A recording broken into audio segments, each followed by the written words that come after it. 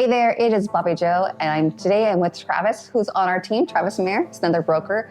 Today we wanted to talk a little bit about home affordability and about maybe buying a home with someone else other than your spouse. So what does that look like? So Travis has came across a circumstance where he's actually gone through this and has a little bit of story. So we'll start with that. Cool. Yeah, there's, being that I've worked with a lot of first-time home buyers, you get a lot of instances where home affordability can be difficult.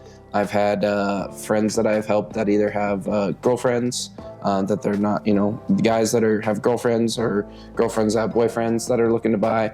I've also had two friends that really wanted to buy a house together because they thought it would be a good investment. So I've helped them through that. It comes with its own sets of challenges and pros and cons.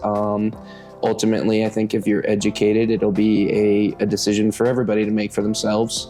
But yeah, there are some sets of challenges there and things to consider, and either it works out or it doesn't. So I've had it be successful, and I've had it to where you kind of get into it. The pre-approval process is where you start, and you start to play with your debt to income and credit scores and those kind of things, and that's kind of where the whole process starts. So I don't know if you've run into that, but I've seen times where maybe having a significant other or another person that you want on your loan does help from an income standpoint, but their credit score isn't good enough. Mm-hmm. And it actually ends up hurting you and not helping you at all.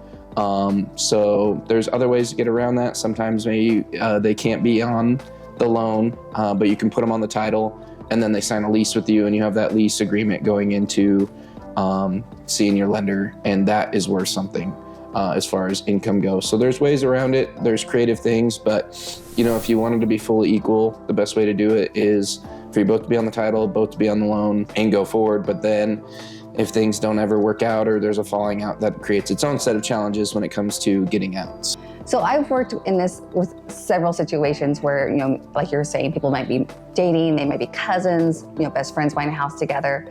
And I think the most important aspect of it is if you're going into this huge investment with someone, it's just important to have the conversation beforehand about what happens if one of us wants to move. A lot of times people are buying properties together, with maybe a 5-year plan. We're gonna live here for 5 years, and then we'll sell the house and we'll split this proceeds and move on our own direction, which is fabulous. But in the event that, say, the market changes or the house is not worth as much as you think it would be worth, or maybe someone gets married in that time, they want to move sooner. Have your plan B of what your plan would be moving forward and how you would split those proceeds. I think splitting the proceeds is the biggest deal. So one way to move forward if you were trying to sell would be you could refinance and then you could split the proceeds.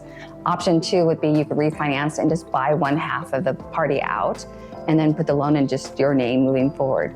And then option 3, pretend the market is down and you can't sell and you're not friends anymore, you just need to part ways. I would say that, hold on to the house as a rental until the housing market gets higher, and then you could sell when the market was higher. That would be my advice. It doesn't mean that it best fits your scenario. There are some legality things you can go through too. Say that when the market's down, you can't sell, you cannot refinance, you don't want to rent. You can go to a lawyer, and there is a way that you can take that one person off of the loan, but it takes 1 year of you making payments on your own in order for them to be fully off, so they are liable for a while. So it has to be a pretty trusting relationship. But just know that there are options. It definitely is a viable way to get into a property, as long as you have talked through and you have a plan for what the next step is on the matter of splitting the proceeds or splitting the expenses of having a home. Yeah. Yes.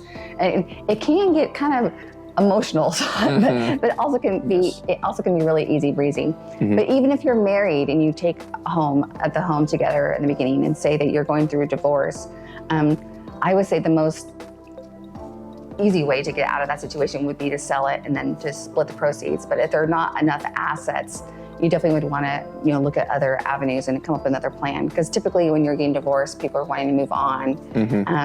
And in our market, I would say typically there's only been one time in my career of 20 years that we haven't had proceeds to help people move forward. But if one person wants to stay in the home, they would need to refinance. And I think right now the biggest concern with that is a lot of people have these incredible interest rates, and they don't want to refinance because they don't want to have a higher interest rate. And in that situation, you could take out a home equity line of credit to pay off that person to get them out, but then they would not be off of the loan completely. So you have to go through the process with the lawyer to get them off of the loan. So it is another step, and it can take up to a year to do, but it is an option. If you guys have questions about buying a house with somebody other than your spouse, please do reach out to us. We can help you with more details.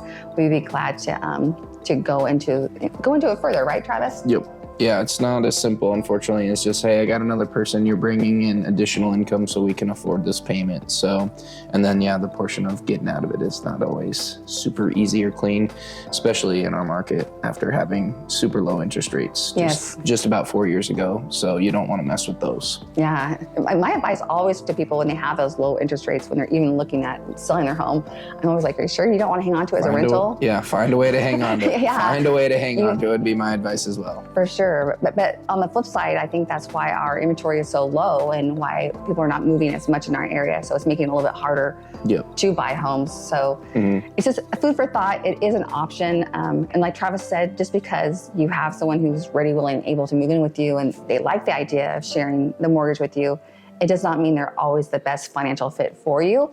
And that's where we would lean on our trusted lenders to help guide you through that aspect of the process. All right, have a great day. If you have any questions or more concerns about this topic, please feel free to reach out to us. We would love to talk to you.